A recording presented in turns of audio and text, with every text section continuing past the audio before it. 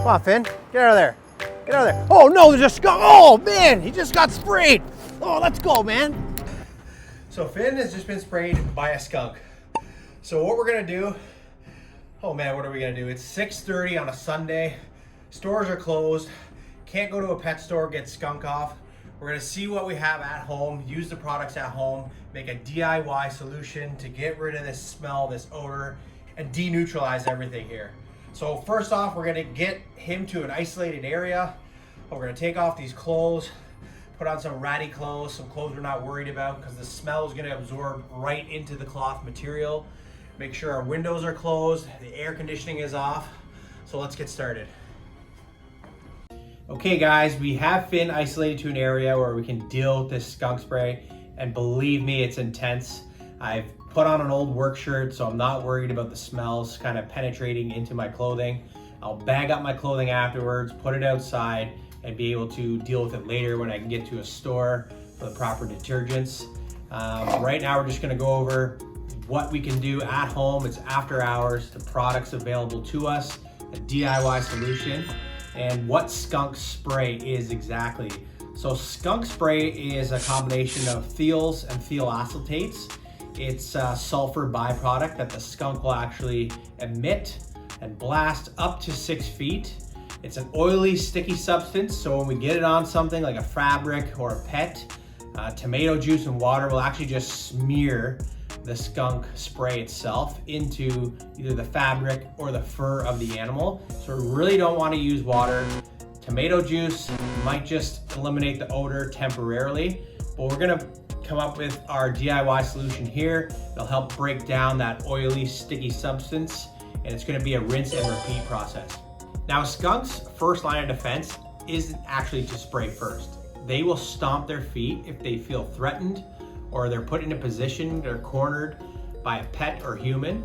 So this is the #1 tip to look for. If it's possible, I mean, it happens really quick. You're not always there to watch your pet, or you're walking late at night. You might cross through a bush or path. It's very fast. They'll stomp their feet. Now this is a warning, back away, because I have something else. Bag of tricks here, eventually will be the spray.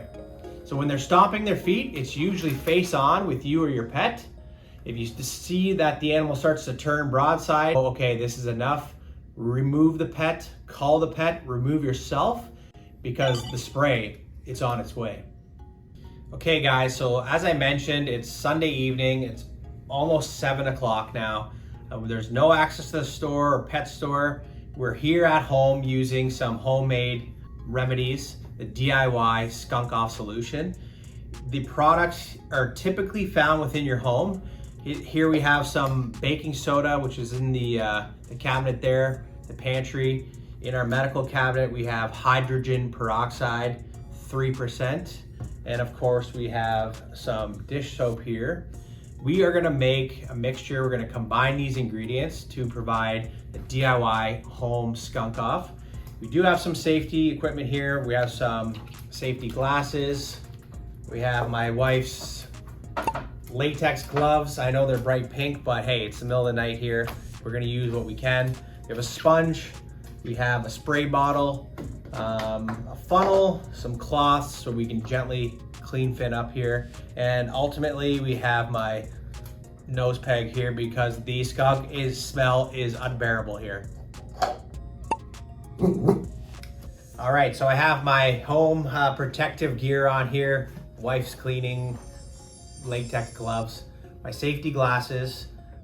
We've written out a recipe here, and if you're interested in this recipe or you need it, it's an emergency, check the description below because it's all gonna be provided there. We'll have it up on the screen as well for you to read. You can check off each ingredient as we go along.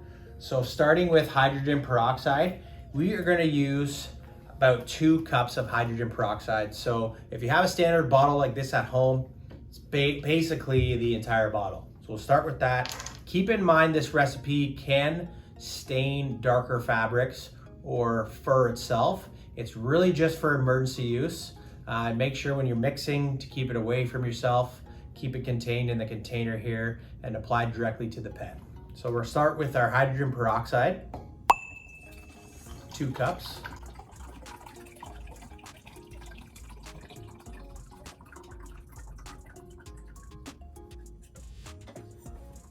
So our next ingredient here is actually baking soda, and it calls for 2 tablespoons. Now I don't know why, but even at home, I always struggle with the baking soda box here. So we'll try to get 2 tablespoons worth here. I don't know why they don't make this easier, or if I'm opening this box incorrectly, please let me know in the comments below.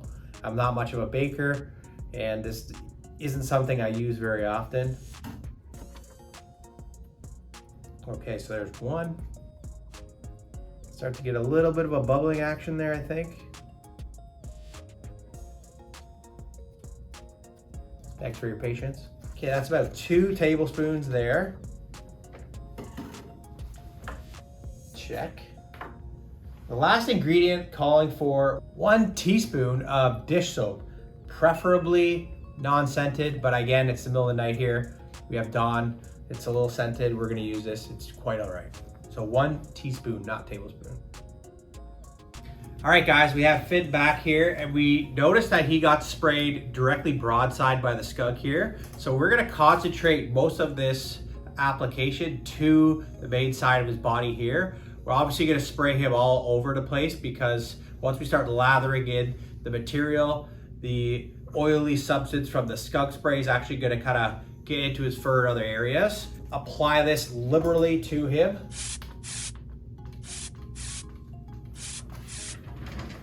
All over his body, and we're gonna make sure to avoid sensitive areas such as the mouth, the eyes, and the ears, okay? So we'll just massage this into his fur, right down to his skin. This is a rinse and repeat process, okay? Get it all lathered up into him, and we're gonna let this sit for a total of 5 minutes before we rinse it off. During the rinsing phase, we're not going to dry him off because we're repeating the process here, okay? And it smells horrible, guys. This nose peg isn't doing anything, I don't think, but it's making me feel better. Again, so we're thoroughly applied here. Let this product sit for 5 minutes. Be careful with darker areas of fabric, especially because this product may stain darker fabrics. That's time to rinse Finn off here. So now that we've rinsed and repeated Finn with our homemade application here, we've dried him off. The smell has improved significantly. Now with thiols and thiol acetates, the smell can come back. It's an absorption thing, so we may have to repeat this process again. Tomorrow we can get stronger products, go to a pet store, buy Skunk-Off. Again, this is an emergency application, and it's worked quite well in my opinion. Now, in order to prevent this from happening again, there's a few things you can do around your home. A property inspection for one. Look for any hiding or harborage areas underneath decks, sheds, front porch stairs. You'll notice earth being undermined from these areas. We've kind of pointed this out in another trenching video where we've actually sealed the area off and done the exclusion. But if you're checking your property, look for the signs and symptoms. If you do notice things like this, you'll want to have those areas sealed off because you don't want to lure in animals such as skunks or even raccoons from living or finding harborage on the property.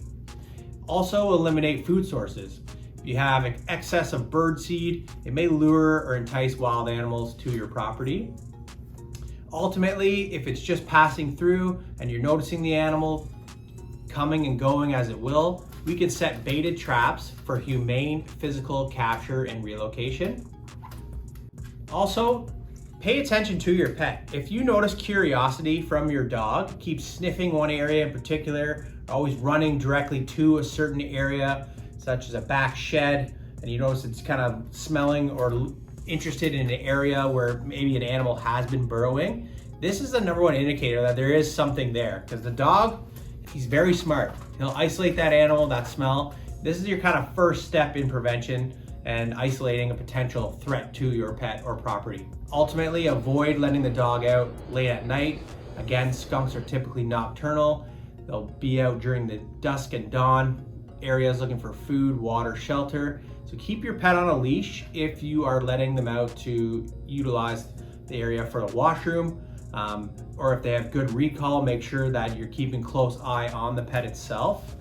If you have activity on the property, you can install motion sensor lights, which will also help deter skunks or nocturnal animals from frequenting the property. Okay guys, Trapper Tony and my assistant Finn here just want to recap kind of what we went over in this video. So we went over why skunk spray, what skunk spray is exactly, some ingredients, at-home ingredients we can utilize for neutralization of the odor of the spray itself, kind of went over their habitats, the nocturnal nature of the skunk, and ultimately prevention for the future. If you liked what you watched here today, or you want a recap of the ingredients of the recipe we use for a DIY homemade emergency skunk neutralization spray, that's a mouthful, just check below in the description. If you have a question, the timestamps below the description.